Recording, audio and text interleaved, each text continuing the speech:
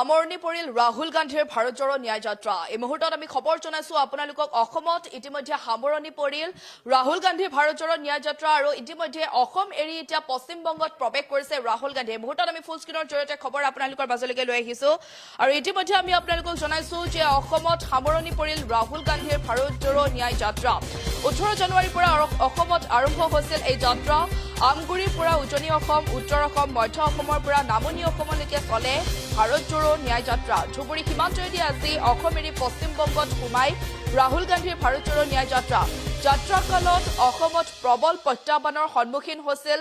ৰাহুল গান্ধী চৰকাৰী পক্ষৰ বাধাৰ উপৰি বিজেপি কৰ্মীৰ সৈতে সমূহ সমৰত লিপ্ত হ'বলগীয়া হৈছিল ৰাহুল গান্ধী আমি আপোনালোকক জনাইছো ইতিমধ্যে অসমত সামৰণি পৰিল ৰাহুল গান্ধীৰ ভাৰত জোড়ো ন্যায় যাত্ৰা 18 জানুৱাৰীৰ পৰা অসমত আৰম্ভ হৈছিল ভাৰত জোড়ো ন্যায় যাত্ৰা আমগুৰিৰ পৰা উজনি অসম উত্তৰ অসম মধ্য অসমৰ পৰা নামনি অসমলৈকে চলিছিল নামনি অসমলৈকে চলে ন্যায় যাত্ৰা আৰু ধুবুৰী সীমান্তৰেদি আজি অসম এৰি পশ্চিম বংগত সোমাই ৰাহুল গান্ধীৰ ভাৰত জোড়ো ন্যায় যাত্ৰা যাত্ৰাকালত অসমত প্ৰবল প্ৰত্যাহ্বানৰ সন্মুখীন হৈছিল ৰাহুল গান্ধী চৰকাৰী পক্ষৰ বাধাৰ উপৰি বিজেপি কৰ্মীৰ সৈতে সমূহ সমৰত লিপ্ত হ'বলগীয়া হৈছিল আৰু তাৰ পাছতে আমি আপোনালোকক জনাইছো ভাৰত জোড়ো ন্যায় যাত্ৰা অসম এৰি ইতিমধ্যে বংগত প্ৰৱেশ কৰিলে নিশাটো গৌৰীপুৰৰ বলতমাৰাত কটাই পুৱা পশ্চিম বংগৰ ফালে ৰাওনা হয় ৰাহুল গান্ধীৰ ভাৰত জোড়ো ন্যায় যাত্ৰা আৰু ইফালে ৰাহুল গান্ধী উপস্থিত হৈছে অসম বংগ সীমান্তৰ বক্সিৰহাটত ইতিমধ্যে উপস্থিত হৈছে সীমান্তত পশ্চিম বংগ কংগ্ৰেছ কমিটিৰ পৰা ৰাহুল গান্ধীক আদৰণি জনোৱা পৰিলক্ষিত হৈছে সীমান্তত উপস্থিত লোকসভাৰ বিৰোধী দলপতি তথা পশ্চিম বংগৰ কংগ্ৰেছৰ সাংসদ অধীৰ ৰঞ্জন ৰায় চৌধুৰী আৰু ইতিমধ্যে আমি আপোনালোকক জনাইছো যে এতিয়া অসমত সামৰণি পৰিল ৰাহুল গান্ধীৰ ভাৰত জোড়ো ন্যায় যাত্ৰা ইতিমধ্যে অসমত সামৰণি পৰিছে 18 জানুৱাৰীৰ পৰা অসমত আৰম্ভ হৈছিল ভাৰত জোড়ো ন্যায় যাত্ৰা আৰু আমগুৰিৰ পৰা উজনি অসম মধ্য অসম উত্তৰ অসমৰ পৰা নামনিলৈকে চলে ভাৰত জোড়ো ন্যায় যাত্ৰা ধুবুৰী সীমান্তৰেদি আজি অসম এৰি পশ্চিম বংগত সোমাই ৰাহুল গান্ধীৰ ভাৰত জোড়ো ন্যায় যাত্ৰা আৰু ইতিমধ্যে দেখিবলৈ পোৱা গৈছে যথেষ্ট সংখ্যক লোক ইতিমধ্যে ওলাই আহিছে ৰাহুল গান্ধীক মাত্ৰ এবাৰ ওচৰৰ পৰা চাবৰ বাবে আৰু যথেষ্ট সংখ্যক লোকৰ সঁহাৰি পাইছে বুলি ক'লেও ভুল নহ'ব নামনি অসমত যথেষ্ট সংখ্যক লোকৰ সঁহাৰি পাইছে ৰাহুল গান্ধী ভাৰত জোড়ো ন্যায় যাত্ৰা আৰু 18 জানুৱাৰীৰ পৰা ইতিমধ্যে অসমত আৰম্ভ হৈছিল এই যাত্ৰা আৰু ধুবুৰী সীমান্তৰেদি আজি অসম এৰি পশ্চিম বংগত সোমাই পৰিছে ৰাহুল গান্ধীৰ ভাৰত জোড়ো ন্যায় যাত্ৰা এই সন্দৰ্ভত আমাৰ মাজত মন্তব্য আছে সেয়া আমি আপোনালোকৰ মাজত লৈ আহিছোঁ কিলোমিটাৰ অতিক্ৰম কৰি চৰকাৰী প্ৰত্যাহ্বান নেওচি মুখ্যমন্ত্ৰী মহোদয়ৰ যিবিলাক টুইটৰ যোগেদি প্ৰশাসনক বিভিন্ন ধৰণৰ অশুভ ইংগিত যাত্ৰা বিফল কৰিবলৈ ৰাইজৰ প্ৰতি যিবিলাক উচতনিমূলক বক্তব্য এই গোটেইখিনি নেওচি আমি শান্তিপূৰ্ণভাৱে আজি পশ্চিমবংগত আমাৰ যাত্ৰা প্ৰৱেশ কৰাব পাৰিলোঁ আৰু অসমৰ জনগণে অন্যায় হৈ আছে বুলি বৰ্তমান চৰকাৰ দিনত অনুভৱ কৰে সেই গতিকে আমাৰ যাত্ৰাটোৰ মূল থিমে আছিলে যে অন্যায়ৰ বিৰুদ্ধে ন্যায়ৰ যাত্ৰা সেই গতিকে ন্যায় আমি ৰাইজক দিব লাগিব কংগ্ৰেছৰ নেতৃত্বত ইণ্ডিয়া এলায়েন্সৰ নেতৃত্বত সেই গতিকে ন্যায়ৰ প্ৰতি সমৰ্থন জনাবলৈ উজনি নামনি বা উত্তৰ পাৰ সকলোতে ৰাইজৰ আমি সমাগম দেখিছিলোঁ আৰু ৰাইজে আমাৰ নেতাৰ প্ৰতি তেওঁলোকৰ সমৰ্থন প্ৰকাশ কৰিবলৈ ৰাজপথত ওলাই আছিল বহু জাগাত সময় দিব পৰা নাই যিহেতু এইবাৰ 6000 কিলোমিটাৰ 66 দিনত অতিক্ৰম কৰাৰ কথা আৰু আমি ইয়াৰ পৰা নিশ্চিতভাৱে যে ৰাইজৰ নেতৃত্বৰ প্ৰতি ৰাহুল গান্ধীৰ নেতৃত্বৰ প্ৰতি যিটো আস্থা সেই আস্থা দেখা পালোঁ আৰু আমি হেৰুৱাবলৈ বুলিতো বিশেষ নকওঁ আমাৰ হেৰুৱাবলৈ একো নাই কাৰণ আমাৰ হাতত একো নাই কিন্তু পাবলৈ বহুত আছে জনগণক ন্যায় দিবলৈ আছে সেই গতিকে জনগণৰ সমৰ্থনত আগন্তুক সময়ত যিটো বৰ্তমানে ফেচিষ্ট চৰকাৰ চলি আছে কেন্দ্ৰত হওক বা ৰাজ্যত হওক তাৰ বিৰুদ্ধে নেতৃত্ব এটা কংগ্ৰেছৰ নেতৃত্বত যে হ'ব এইটো মই নিশ্চিত কিমান সফল বুলি ভাবে যেনেধৰণে আশা কৰিছোঁ তেনেধৰণে হৈছে যথেষ্ট সফল কেছ ৰেজিষ্টাৰ কিয় কৰিব লাগে এইটোতো এখন গণতান্ত্ৰিক দেশ সংবিধান আছে সকলোৰে অধিকাৰ আছে আমি পাৰ্মিশ্যন লৈছোঁ পাৰ্মিশ্যন লোৱাৰ পিছত যদি আমাৰ কিবা ভুল হৈছিল পুলিচ তাতে উচ্চপদস্থ আমাৰ কি কয় শীৰ্ষ মহলৰ আৰক্ষী হেভি টপ হেভি অসম আৰক্ষী আছে স্পেচিয়েল DGP আছে DGP আছে আৰু আৰু ইতিমধ্যে আমি আপোনালোকক জনাইছো অসমত ইতিমধ্যে সামৰণি পৰিছে ৰাহুল গান্ধীৰ ভাৰত জোড়ো ন্যায় যাত্ৰা ইতিমধ্যে অসমত সামৰণি পৰিল 18 জানুৱাৰীৰ পৰা যেতুকে অসমত আৰম্ভ হৈছিল এই যাত্ৰা আমগুৰিৰ পৰা উজনি অসম উত্তৰ অসম মধ্য অসমৰ পৰা নামনিলৈকে চলিছিল ৰাহুল গান্ধীৰ ভাৰত জোড়ো ন্যায় যাত্ৰা বিভিন্ন প্ৰত্যাহ্বান নেওচি ৰাহুল গান্ধীৰ ভাৰত জোড়ো ন্যায় যাত্ৰা ইতিমধ্যে অসমত সামৰণি পৰিছে বিভিন্ন বাধা বিঘিনিৰ মাজতো তেখেতে ইতিমধ্যে ভাৰত জোড়ো ন্যায় যাত্ৰা যি অব্যাহত ৰাখিছিল অসমত সেয়া ইতিমধ্যে সামৰণি পৰিছে আমি আপোনালোকক দৃশ্যাংশ দেখুৱাইছো অন্তিমটো দিনতো যথেষ্ট সংখ্যক লোকে ইতিমধ্যে সঁহাৰি জনাইছে এই যাত্ৰাক আমি জনাইছো ইতিমধ্যে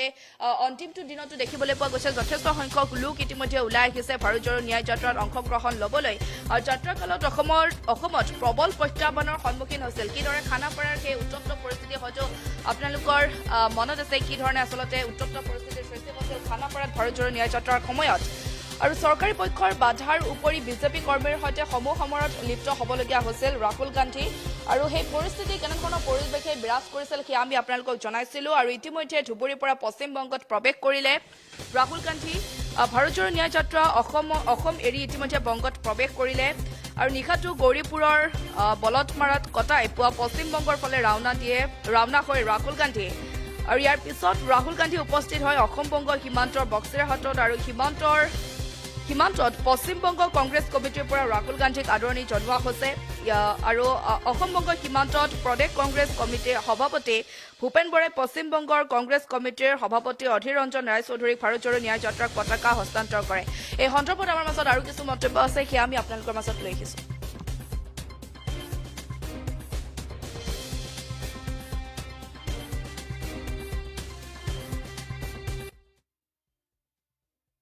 উচ্চপদস্থ আমাৰ কি কয় শীৰ্ষ মহলৰ আৰক্ষী হেভি টপ হেভি অসম আৰক্ষী আছে স্পেচিয়েল DGP আছে DGP আছে আৰু কিমান IGP আছে যোৰহাটতো এজন IGP থাকে তেখেতসকলে আমাৰ যদি ক'ৰবাত ভুল হৈছিলে আপোনালোকে এইফালে নাযাব সেইফালে যাব বুলি পথ নিৰ্দেশনা দিব পাৰিলে হয় তেওঁলোকেতো আমাৰ যেতিয়া যদি ভুলো হৈছিলে তেওঁলোকেতো সেই ভুলটো শুধৰাই নিদিলে তেওঁলোকেতো বাধা নিদিলে তেওঁলোকে গৈ থাকিবলৈ দিলে সেই গতিকে এইবিলাক মানে যিটো অসমীয়াত কয় এটা ৰান্ধনিক ওচৰতে জোল খোৱা ঠিক তেনেকৈ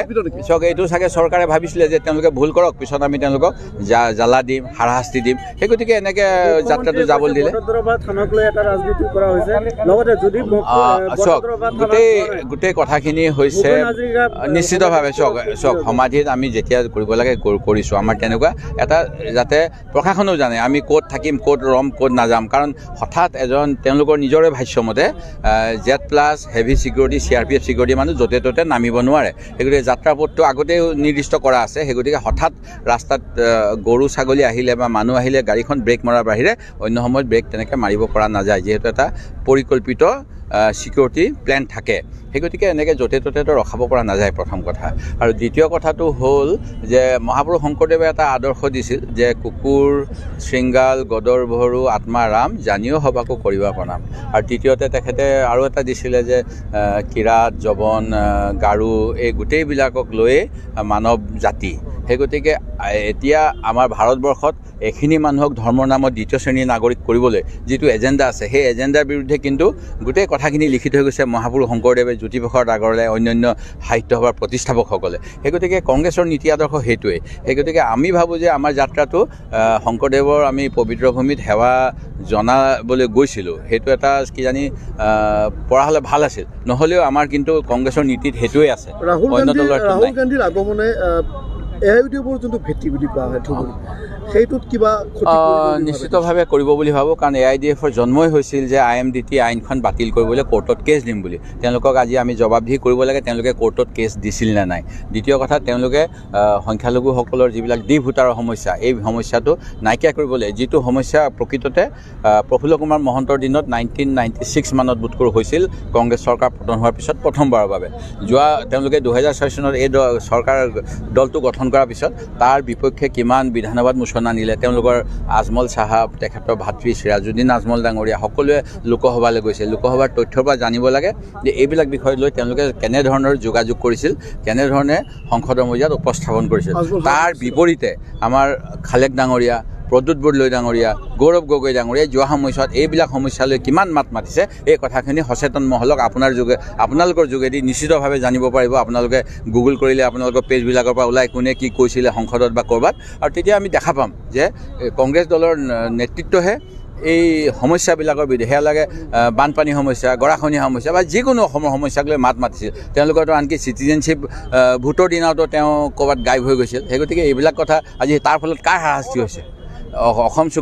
চুক্তিখনতো সংখ্যাগুৰু সকলোৱে মানি লৈছিল। সেই চুক্তিৰ এটা পৰিপন্থী যেতিয়া আইন আনিছে সেইদিনাখন আজমল চাহাব ক'ত আছিল সেইটোতো আমি জানিব বিচাৰিব লাগে ন। অগপৰ সভাপতি অতুল বৰাই যোৱাকালি কৈছে পলিটিকেল জকাৰ আখ্যা দিছে ৰাহুল পলিটিকেল জকাৰ আখ্যা দিছে। এইটোতো আৰু চাওক এনেকৈ আমি এইবিলাক কথা কোৱা উচিত নহয়। তেখেতো ৰাইজৰ প্ৰতিনিধি। এতিয়া তেখেতে কেৰালাৰ পৰা সমাগম এটাক নেতৃত্ব দিছে, আমাৰ দলক নেতৃত্ব দিছে। আমিতো তেনেকুৱা কথা নকওঁ, যদিও তেওঁলোকৰ দলতো কোনোবা থাকিব পাৰে তেনেকুৱা, আমিতো নকওঁ। আচলতে তেওঁলোকে মানুহক অলপ শিষ্টাচাৰ থাকিব লাগে। বিভ্ৰান্তিটো কৰিব বিচাৰিছে, সেইটোতো ৰাজনৈতিকভাৱে প্ৰয়োজনেই।